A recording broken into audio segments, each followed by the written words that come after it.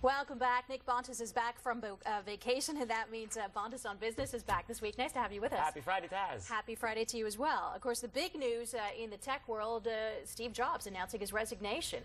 What do you make of this? And is Tim Cook going to be able to fill his shoes? Well, this is huge news. Obviously, we know Steve Jobs is an icon, a founder. He was the spearhead of Apple, but we know that this is going to be happening because he started getting sick around 2004. We knew the day was going to arrive.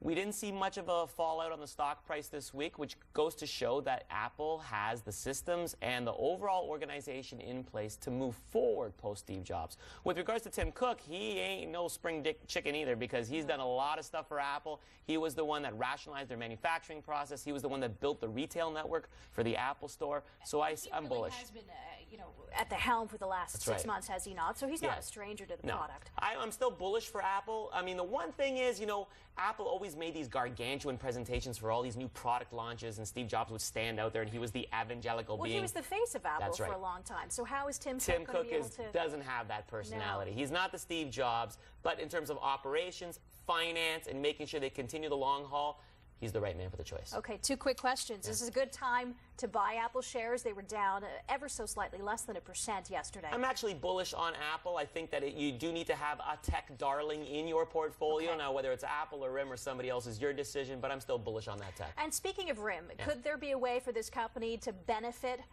where Apple may perhaps start to falter? Maybe they introduce a great new product in the next couple of months and gain their footing again. Well, I think RIM will improve because of the launch of the new Q and X operating system in the new year. I don't think their stock's going to go up because Steve Jobs is out. It's not the same as, let's play the Edmonton Oilers when Wayne Gretzky is sick. It's not the same scenario here.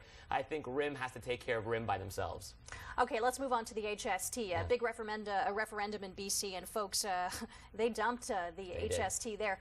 Are there any ramifications here in Ontario with the upcoming election? So first, let me say the HST is DOA, dead on arrival in BC, but I think the whole thing was a mess. It was a total emotional call because they hated the Liberal Party there. It was the implementation of the HST that was the problem, not the HST itself. All economists and policymakers believe the HST will save money. With regards to Ontario, one thing that we have to keep in mind, all the exports that we have from Ontario going to BC equal 15%. All the exports that BC has coming to Ontario equals 30%. Ontario needs to have BC be healthy. If BC falters, Ontario is going to be under pressure. So I don't think Ontario's out of the woods. I don't think Ontario, though, is going to get rid of the HST either. Okay, a lot of people are going to be unhappy with that. Thanks so much, Nick Bontis. We appreciate your time. Let's talk about another topic now. As hard as it may